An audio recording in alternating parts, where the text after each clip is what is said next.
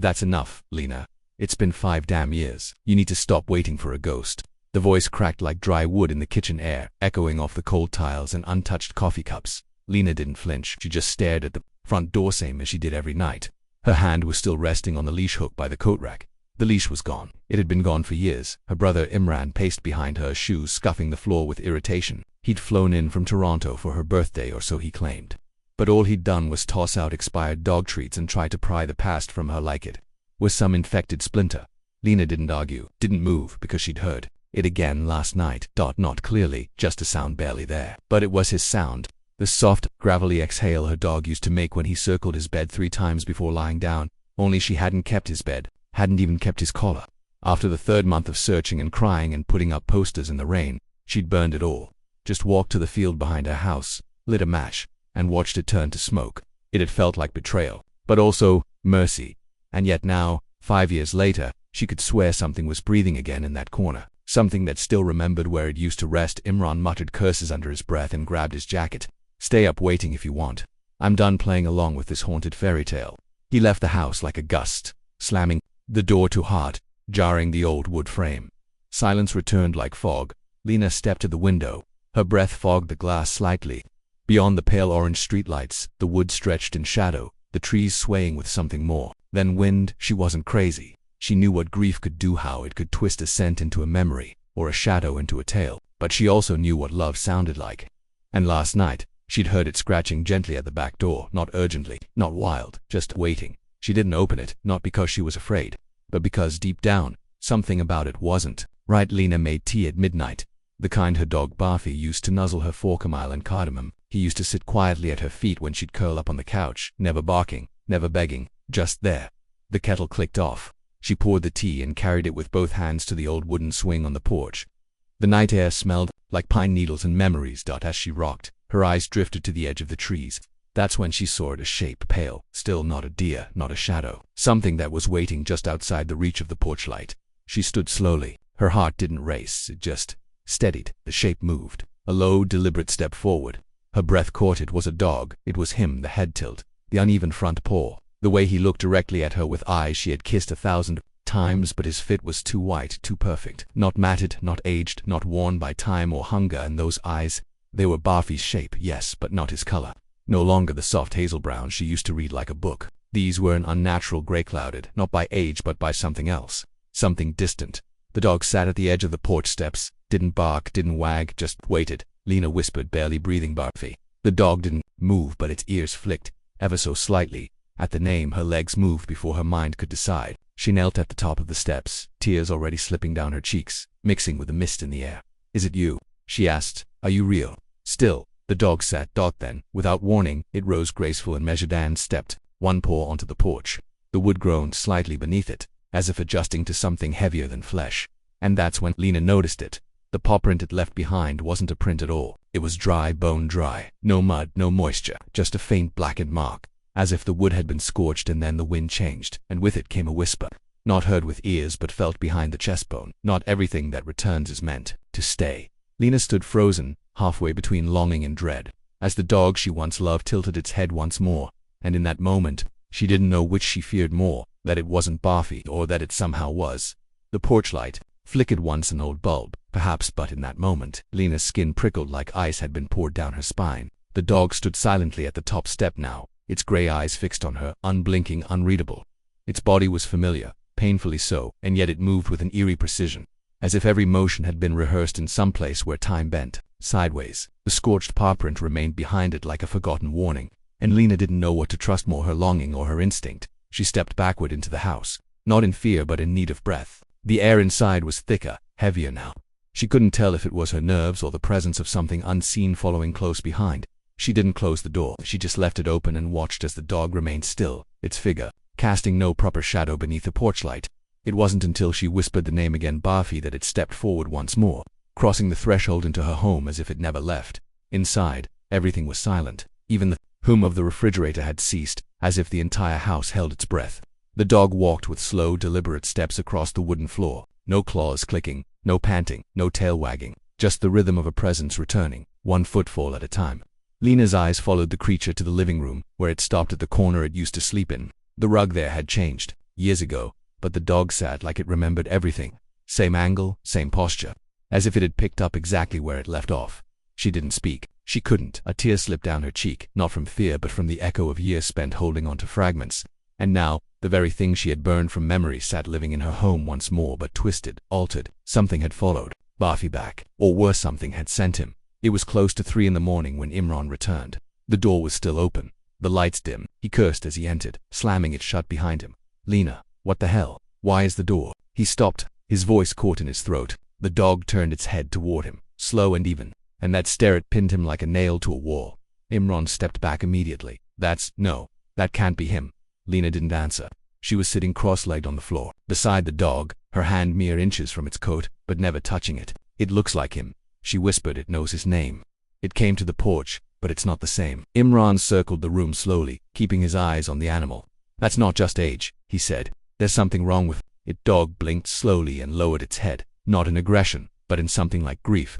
Then it stood, walked to the center of the living room, and sat again directly beneath the ceiling fan. And then, without warning, it howled. The sound was not a bark, nor the playful yelp she remembered. It was a low, trembling wail that carried too much weight for one throat. It seemed to stretch beyond the limits of the room, reverberating in the walls, leaking into the floorboards like water in a flood. For several seconds, time forgot how to move. When the howl ended, a photo frame on the mantel slipped and fell. Not shattered, just tipped, landing on its face. Lena picked it up with trembling fingers. It was a photo from before Bafi disappeared. Her, kneeling in the park, arms around him, his eyes full of joy and mischief. But now, in this room, there was no joy, no mischief, only memory, and something deeper, pressing beneath it, something that didn't belong. Imran whispered, Lena, I think something came through with him. She didn't answer, but she stood and walked slowly to the dog. Her voice was softer now. Where have you been? She asked. What brought you back? The dog blinked again. Then, in a movement, almost too smooth to be natural, it turned and padded toward the hallway. It stopped once, glancing back, and continued. Lena followed. Down the hallway it went, past the bathroom, past the linen closet, and finally to the guest bedroom, the room that had remained shut since her father died 4 years ago. She hadn't entered it since the funeral. The doorknob was untouched, layers of dust hugging its bronze edges. Yet the dog waited patiently, seated before it. Imran had followed silently, his face pale. Don't open that, he said. Lena stared at the door. Her hand trembled as she reached out and twisted the knob. The door creaked open. The air inside was still and stale, but not cold. The dog walked inside and sat in the center of the room, looking directly at the far wall. Stepped in, blinking through the gloom, and there it was. On the wall, scrawled faintly in charcoal, was a marker shape that hadn't been there before. Circular, ancient, like some forgotten sigil etched in haste. She stepped closer. The lines pulsed slightly like breath beneath. It, carved into the paint, was a word. Return. Her knees nearly gave. She turned to the dog. You didn't find your way back, she whispered. You were sent. The creature stared at her, unmoving. And then, for the first time since it arrived, it stood and walked to her side. It leaned in gently, pressing its forehead to her knee. The gesture was unmistakable. That was Bafi, or what was left of him. But the message was clear.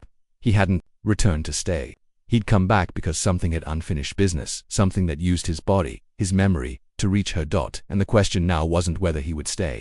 It was what came next. For a moment, neither of them moved. The dog, if it was truly a dog, stood at the top step, eyes fixed on her with impossible calm. The porch light flickered once, casting a trembling shadow across the siding. Lena didn't blink. Her breath had gone shallow, caught somewhere between fear and yearning. Everything in her wanted to reach out to call his name again, to fall into the comfort of old memory, but her body knew something her mind was refusing to admit. This wasn't reunion. This was something else entirely. The dog stepped further onto the porch, its paws silent despite the dry wooden planks. The air grew colder as it moved, not with wind, but with presence. Lena backed into the doorframe. The closer it came, the more she could feel it, a wrongness just beneath the surface. It looked like Bafi moved like him, even the way it sat slightly to one side, weight favoring the right hip. That was him. But Bafi had never made the day feel like it had forgotten how to breathe. Then it did something that shattered her composure completely. It sat in front of her, slowly, and rested its head against her knee exactly like it used to during thunder, during heartbreak, during every quiet storm of her life. She gasped softly, unable to stop the tears that rose. The softness of the gesture, the weight of memory. It pulled her under. Her hand moved, trembling to touch its head. But the fur was cold. Not cool like a winter dog's coat. Cold like stone left in shadow. Cold like earth. Her fingers recoiled. Her mind snapped out of its daze. Inside the house, the old radio in the kitchen, long unplugged and dead for years, crackled faintly, spilling static into the silence like a forgotten breath. The sound shouldn't have been possible. Nothing about this was possible. But it was happening. She stood abruptly, heart pounding, and the dog didn't follow. It only tilted its head again, this time slower, watching her retreat toward the door with the same mute attention as before. She fumbled with the doorknob, stepped back inside, and closed it with a sharp, final click. Her breath shuddered in her chest. Through the small glass pane she saw it still sitting there, waiting. The night passed in restless silence. Lena didn't sleep. She sat curled in her grandmother's chair, holding the old ceramic mug Barfi had once knocked over in a playful fit. Now it just felt like an artifact. Outside, the porch remained empty when she dared to check again just before dawn. No scorch marks, no paw prints, no trace. Only the faint smell of pine and frost. But her body knew. Something had been there, and it had not been a dream. The next day Imran didn't call. She didn't tell him what happened. What could she say? He'd fly back and call someone to check her in. He already believed she was unwell. Maybe she was, but she also remembered what she saw, what she felt, and what she didn't. That evening she walked out to the woods. She hadn't set foot beyond the tree line since the 3rd month after Barfi had vanished. She had searched every trail, every hollow, until her shoes were torn and her voice had broken from shouting. Now, she walked without calling his name. The dog had returned on its own. If it had a message, she needed to find the rest of it. About 100 yards in, just before the creek, she saw something new, a mound of earth, not fresh, not ancient, just disturbed. The moss around it hadn't yet grown back. On top of the mound sat a stone, not carved, not placed like a headstone, just chosen. There was fur caught beneath it, white, to clean. To have stayed untouched in this place for years, Lena knelt, not out of choice but gravity. She reached forward and gently touched the fur. The world tilted. She wasn't in the forest anymore. She wasn't anywhere she recognized. It felt like time had folded, like she had slipped into the thin place between one moment and another. There was no sound, no wind, only the feeling of being watched not by danger but by decision. And then she heard a voice not in her ears but in the hollow part of her that had never healed. A voice she had once believed was gone. You let go too soon. She blinked, hard. The forest returned. The mound was still there, but now the stone had moved, rolled to the side, and beneath it, a small carved figure had been revealed, wood-worn, shaped like a dog, curled in sleep. One she had carved herself long ago as a child. She had buried it with him, hadn't she, in a box? But not here, not in this place. Her hands shook as she lifted the figure. The detail was still there, the little notch she'd accidentally made with a knife. This was hers, and yet it wasn't. Behind her, a twig snapped. She turned, heart clenchying, at the edge of the clearing. The dog stood again, still watching, waiting, and this time its tail wagged, but not like Barfi's wagged. This was slower, heavier, like it wasn't happy to see her. Just ready. Ready for what? She didn't yet know, but she would. And soon. The porch boards didn't creak under Lena's weight, but the silence that followed felt heavier than the dog's return. She didn't speak. She couldn't. Her hands trembled at her sides, and somewhere beneath the decades of rationality and pain, something old and primal rose inside her. The dog stood there, neither advancing nor retreating, a figure carved from the memory of love and the distortion of time. Its chest rose slowly, breath by breath, as if the night air itself was feeding it. Lena could feel it. Something was off, the way its presence pulled at the light, the way the shadows seemed to lean toward it. There was no wag of a tail, no twitch of excitement, only stillness. It was a dog's shape, but not a dog's soul. Still, she whispered again, this time not calling him by name, but asking a question. Where have you been? Her voice cracked like dry leaves, lost in the breeze that carried no scent, no warmth. The dog blinked, once, slow, deliberate. She couldn't look away. It was like staring into a version of Barfi molded from ash and memory, without time, without decay. Yet every detail was precisely what it should be, down to the scar near his left eye, the one he got from chasing a squirrel into bramble. How could that be possible? Her fingers curled against her palm. She wanted to touch him, to feel warmth and bone beneath fur, to let her body confirm what her heart was screaming. But her feet wouldn't move. That paw print, this scorched one, remained black against the wood. She looked down at it again. Not fading, not evaporating, just burned into the grain like a brand. Her instincts whispered what her mind refused to say. Some things do not come back the same. Some doors, once opened, do not shut cleanly behind. The dog stepped forward again, now to pause on the porch. The air grew thinner, not colder but emptier, as though the space around him swallowed sound, warmth, and weight. Lena reached for the railing beside her. The metal felt warm, too warm for midnight. She withdrew her hand, blinking hard. The dog now stood just feet away. Still no bark, no sound.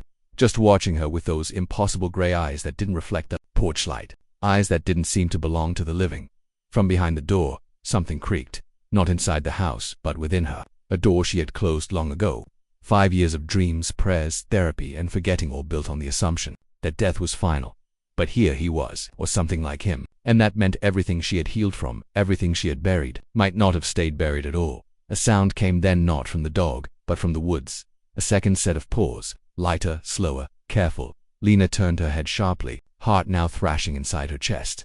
Another shape emerged from the tree line, smaller, fur-matted, limbs in one leg, and the eyes, those were the eyes she remembered. Hazel, familiar, honest. The smaller dog hesitated at the edge of the woods, then whimpered once, soft and uncertain. Lena's breath caught, her throat tightened. There were two of them now, one burned into memory, one worn by time, and suddenly, she understood the wrongness of it all. The creature on her porch, the perfect replicate, wasn't Barfi, it was something made of longing, something that had learned how to wear grief like a costume. Lena took a step back. Her hand went to her chest as if to protect her heart from cracking wide open. The real Barfi, if he'd survived, would have aged, would have struggled, would have bled. And this dog at the tree line had all of that written into its trembling frame. But it couldn't be. She had searched for months. She had waited, and nothing, so how now? The porch dog finally turned its head, slowly, toward the other one. There was no aggression in the gesture. No threat. Just ... acknowledgement. And then, the wind blew again. Strong this time, lifting the curtains inside the house, stirring the leaves at her feet, and the dog on the porch slowly stepped down, not toward Lena, but toward the trees, toward the second dog. The two didn't meet, didn't sniff or bark, just stood there in silence. Then the first one, the perfect one, turned again. And this time, it walked away. Not toward the road, not into the woods, but into the dark, between places, and as it moved, it faded. Not suddenly, but gradually, like mist, dissolving into shadow. One step, then half a shape, then nothing. The second dog remained cautious, still limping, still alive. Lena's tears fell freely now, without sobs, without sound. She took a shaky step off the porch. The real one didn't run. It waited. And this time when she whispered his name, soft and trembling, it came not from desperation, but from knowing Barfi. And the dog, broken and true, limped toward her with all the weight of 5 lost years between them. Lena didn't rush. She let him come at his own pace. The limp was more pronounced up close, the fur grayer, patchy in places, and his chest rose with the effort of each step. But when he reached her, there was no doubt this was Barfi, not a ghost, not a dream, stitched together by longing, just an old dog who had found his way back. She knelt carefully, her fingers hovering for a moment before she let them rest on his head. His fur was coarse, warm, real. She felt the slight tremor in his shoulders, the slow thump of his tail against her boot. For the first time in years, something in her chest exhaled. Not relief, not joy, just quiet release. They stayed like that, for a while, woman and dog, framed by a porch light that flickered as if unsure whether to burn or fade. There were questions, so many questions. Where had he been? How had he survived? Who had cared for him? But none of it mattered, not tonight, because sometimes the return is not about the road taken, but about what it means to come home at all. Lena stood slowly, guiding him gently with one hand beneath his chest. He stumbled once, then followed, into the house, past the cold kitchen, past the wall where his leash used to hang, into the small living room where his bed had once been, now replaced by a low bookshelf and an old plant that leaned toward the light. She cleared a space without thinking, placed a folded blanket on the floor, and watched as Barfi circled once, then curled in just like he always had. She sat beside him on the rug, knees pulled to her chest. No music, no distractions, just the rhythm of his breath and the soft hum of night. The house felt different now, not healed, but honest. Grief had once filled every room, staining the windows, dulling the colors. But now the silence wasn't empty, it was full. Of memory, of return, of something unfinished, now gently resolved. Outside, the wind shifted again, not sharp, but cleansing, the kind that carries the scent of pine and something older. Lena looked once more toward the trees, toward the place where the other dog, whatever it had been, had vanished. She didn't feel fear, just understanding. Some losses echo until they're answered. Some pain lingers until it's witnessed. Maybe that other presence had never meant harm. Maybe it had been grief itself, finally ready to let go. She reached down, stroking Barfi's side. He was already asleep, a soft wheeze escaping his muzzle with each breath. She could feel the years in his body, the distance he must have traveled, and the weight he carried home. And she knew he wouldn't be here for long, but that didn't matter. What mattered was that he had come back not as a ghost, not as a memory, but as himself, worn, tired, real. The clock ticked gently in the corner. No fanfare, no miracle, just the quiet sound of a promise kept.